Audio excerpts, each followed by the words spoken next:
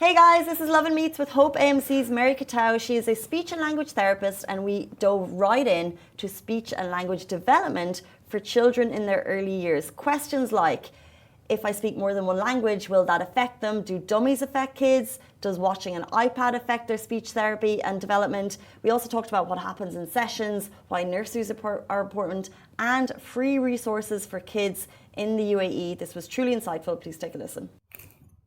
Hey guys, welcome back to the Lovin Dubai show. Today we're tackling speech and language development in children in their early years with Hope AMC's speech and language therapist, Mary Kiteou. This is a profession that plays a fundamental role in enhancing communication and transforming lives. So welcome to the show, Mary. Thank you so much for joining us. Thank you. Thank you very much for having me and for this opportunity to get speech, language and communication out there and broaden people's understanding of what it actually is. Amazing. So it's our pleasure. Yeah. We want to delve straight into it. Like, what are the most common questions parents might have? Like, how can speech and language therapy help my child?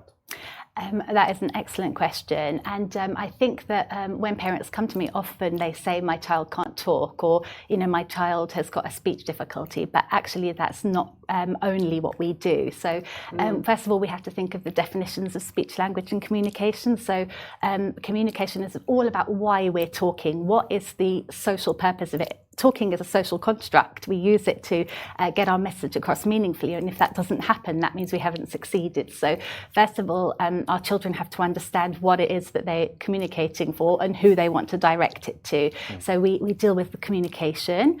We also deal with language. So that's when the child has a message to convey, what are the words that they are using so that they can put in sentences to get that message across. What do they want to talk for? Is it because they want to ask a question? Do they want to ask for something? Do they want to make a comment? Do they want to tell you what's happened in their day? So we talk about language. It's the grammar we use. It's the words that we're using, and then connected speech. And then finally, we look at speech difficulties. So that's how we're saying what we're saying. So we obviously have to use lots of speech sounds, and it's a very complex process because we have to use our breath. We've got our brain sending a message. And children's mouth apparatus are the tools that they need for their talking, their tongue, their teeth, their lips. Their larynx is not really fully developed yet, so of course there's going to be some speech sound errors, and really it's the sounds that we use, how we order those in words, and then also how we order syllables, really. Wow. Okay, so there's a lot that goes into it, and what we really wanted to do today was be as informative as possible for people watching. And one of the questions that came through was from parents who speak more than one language at home, and they want to ask, like, should I use English to help my child learn to speak? I am a massive supporter of keeping the heritage and the cultures going. If we're not exposing our children to their language, their home languages, then how are they going to continue? And we don't really want to take that opportunity away from them. It's important culturally. So the advice always is, and the research supports this, that the parents should talk in their strongest language, actually. And most of the time, especially in Dubai, schooling is in English anyway. So children will be exposed to English at their school. So people often ask as well, is it a problem for children to switch languages, for parents to switch between languages? That's also okay. But what we were looking for is a good language model so that the children are able to copy. And children's brains are ready, sponges, ready to soak up language systems, and they're able to differentiate different language systems. But sometimes parents can be worried because it presents as they are language delayed, because if you can only learn 5 words in a day, for example, 2 may have been in Arabic if that's the first language, 3 may have been in English, and so it does seem that they're not picking up language as quickly. What the marker is, though, for when you should be worried, is if the first language and the strongest language is not developing. So generally, some of the things we look for, if children are not using 16 signs by 16 months, waving, reaching their hands up, pointing, clapping, things like this, and also using single words by about 16 months as well, and then definitely if they're not using combining words by 2 years old also. Those are the things that we're looking for, that they might need a little bit of support. Really interesting. Wow, interesting. Another question that we have is, what should my child be doing for their age? Right. Okay, so this is an excellent question as well. We have to look at children developmentally. They can't just start talking as a 5-year-old. They're going to go through steps. They can't physically as well. So what we're looking for is broadly for children at 1-year-old, 12 months, to be using one word and to be understanding one word. For children at 2 years to be using 2 words and understanding 2 words, and so on. Because this is it's a really easy benchmark for parents to remember. It is at the lower end, but that's broadly what we're looking for. So if parents feel like their children are struggling with that, then that's something definitely to look out for. And the other thing, though, that's very important to mention is that speech and language therapy covers lots of different areas. So it's like the roots of a tree, really. We need to build the roots of the tree before the tree trunk can grow, before there's leaves, before there's blossoms.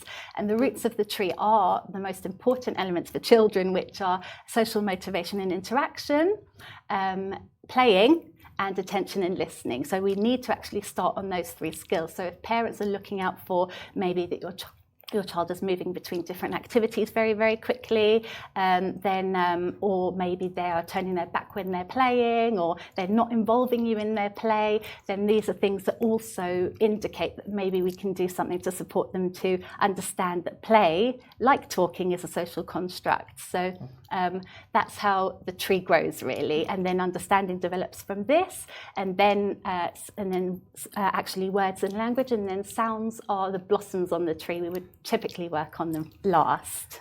Speaking of support, do you have tips maybe for parents at home who want to help their kids, or what can we do to help our children at home if they need help? That's an excellent question, and this is actually a very good point, because all of the evidence shows that parents being involved in the therapy process and actually therapy strategies at home are the most effective, because obviously the child is most comfortable there, and they're most trusting of the parents or the caregivers. So there's lots that parents could be doing, and the first stage of therapy would always involve parents for parent-child interaction strategies. And these are things like, lots of parents are already doing this. We just help to fine-tune it. It's sitting on the floor to make sure that you're at the eye level of the person that you're interacting with. It's making sure that you're actually following the child's lead. All of the research shows that reciprocity is really, really important. So it's easy for us to want the child to pick up the brush and then use it to brush their hair or baby's hair. That's what we want to do. And in fact, we would probably direct them to do that. But they might want to throw it at that stage. They might want to bang it. They might want to use it as a spoon to mix it. So following the child's lead means allowing them to explore things in the way that they want to do. And I have a lovely example from a parent recently. She told me that her son likes to sing, and she demonstrated lovely reciprocity. I thought it was incredible when she decided to sing some instructions to him, and using his interests and using how to get him to look at her and listen to her is just a lovely example of how we're being more child-led. And if you look carefully at what you're doing, you're usually asking questions, you're usually directing and telling them what to do. Oh, let's build a tower. That's not the child's choice. So it's really about letting the child choose, and it takes a lot of work. And asking questions, it's just a habit for us because we want to teach. We are the older person. But it's a bit counterintuitive to what the child wants, and that's how the child learns. Mm-hmm. Interesting. So another question is, my child uses a dummy. Should we stop this? So interesting. Yeah. I see babies with the dummies, and then I'm like, I thought, is there science telling people not to use them anymore? Well, it's very complex because all of the research is a bit inconclusive, actually. So what I can say is that there's enough reasons why after about 12 months you might want to limit it, or limit it to nighttime, or completely take it away.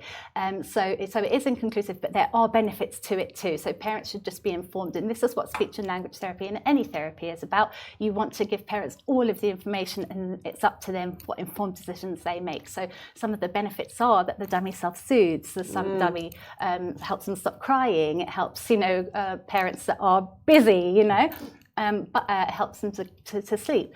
But there's enough information to show that extended use reduces the babble for little babies. It reduces them making the range of movement they need to do if used in the daytime. Because of the sucking, it can open the tube to the ear, which can lead to ear infections as well. There's some evidence that it can lead to stomach infections. Generally, if you've got a dummy in your mouth and you're talking, sounds that we make at the front of our mouth are pushed towards the back of the mouth. So the easiest one to describe is if I say duck, and that's a D, but if I put my thumb in my mouth, and I used to suck my thumb, it will be guck. So that's completely wrong. And then if the child hears that over time, then that's how they're storing that representation of that word in their brain. But there are positives as well, like it will help with the sucking and the latch and things like this. And I just want to add that it's not only the dummy, extended bottle use can actually have the same impact, and that's why there seems to be enough reasons why after 12 years old you would want to limit it, especially in the daytime and especially around talking. From dummies to iPads, is there any correlation between showing a child an iPad at the age of 2 to their speech and language development? There's lots and lots of research, and the problem with screen time is that it's one way, so it's not at all helping any of that back and forth, that reciprocity that we keep talking about. It's an engagement, it's a back and forth process, and iPad's only one way. There are some shows that have developed that are a little bit better, and they leave space for the child to do something, but generally limiting screen time is advised because of that. We're thinking about the communicative environment, and what that means really is that we're encouraging communication in any way we can, and extended screen time I'm talking about, every parent, as we all know, will give the iPad from time to time, and that's okay, but we mean extended screen time when we're eating. Also is a bit detrimental because children are not thinking about their food and what they're doing. So generally the more you try to reduce it or have specific times in the day that are not around eating and other routines, the better it will be. Interesting.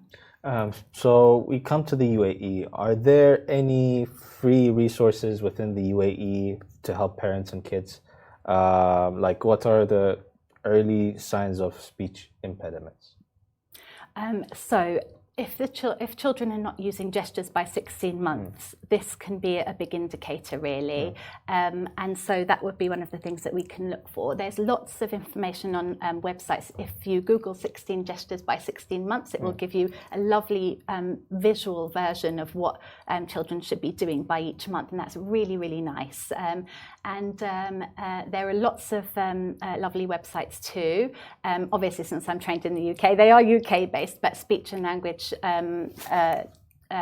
.org, I think it is. It used to be formerly ICANN, has got lots of information. So does the Royal College of Speech and Language Therapists websites. There's lots of information online that people can find.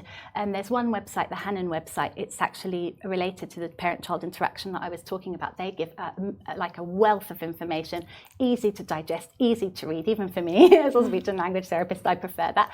And so that's lots of information that they can find on the website there. And then at what point do you decide, okay, I actually need to see a speech and language therapist?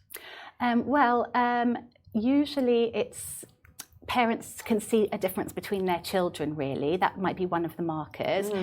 Also, if you're worried generally, I would just come and speak to us, because we could just give some tips and then you can go home and try them. We might do some therapy together and then you see lots of improvement.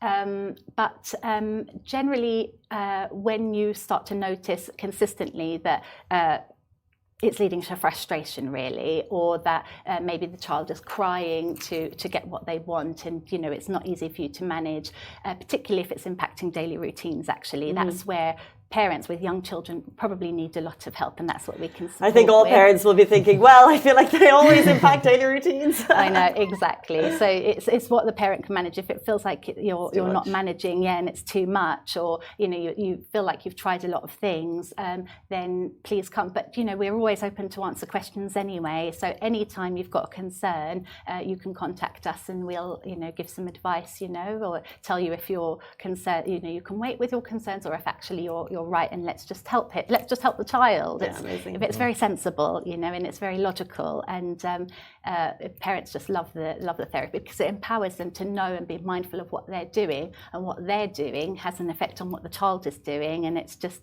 a really lovely piece of work. What do I do if a nursery are concerned? So I always say to parents that, you know, it's very informative if nursery give information, but parents are the expert on their children, and they know their children very well. They know what they can and they can't do. So if those concerns resonate, which they often do, but sometimes they might not, then please come and see a speech and language therapist, and you can. Usually they know a speech and language therapist that they can recommend, or you can come to Hope. It's worth checking it out. And then something else that's worth checking out for little ones, because of dummy sucking bottles, flu that goes around at nurseries, is always to have their hearing checked first, because a reduced hearing means that they might be missing out on some of the speech and the sounds and the talking, and then that will result in a delay as well. So that happens quite often. So please have your children's hearing checked, you know. Interesting. Really appreciate your insight today, but obviously you're working with Hope AMC, and you do a lot more there outside of speech and language therapy. Can you give us a quick rundown of what you guys do at Hope, and then also how people can reach you if they have more questions? Yeah, so Hope is a multidisciplinary centre. It helps children that have a variety of difficulties. So they have physiotherapy there for children with physical difficulties. There's also a hydrotherapy team there that take the children into the water to do their exercises. There's a special form of physiotherapy that they've got that's called CME, but I can't remember what the full term of it is, but it's all about correction and alignment of the body. They also have a wonderful OT department, and they work with children that have got sensory preferences and sensory needs to give sensory diets. And then they have a specific psychomotor therapy section, which is part of OT, which works on, I think, more fine motor skills. So it's nice and rounded. It's a nice and rounded centre. Yeah, it truly is. And I know that you're helping a lot of parents and kids down there. So it's really amazing. So thank you so much for your insight and for your time today. That's Mary, a speech language therapist from Hope AMC. Thank you so much for joining us this morning. Thank you very much. Guys, that is all we have time for on the Lovin Dubai show this morning. Have a brilliant weekend, and we'll be back with you on Monday morning, same time, same place. Goodbye from me. Goodbye from me. Goodbye from me.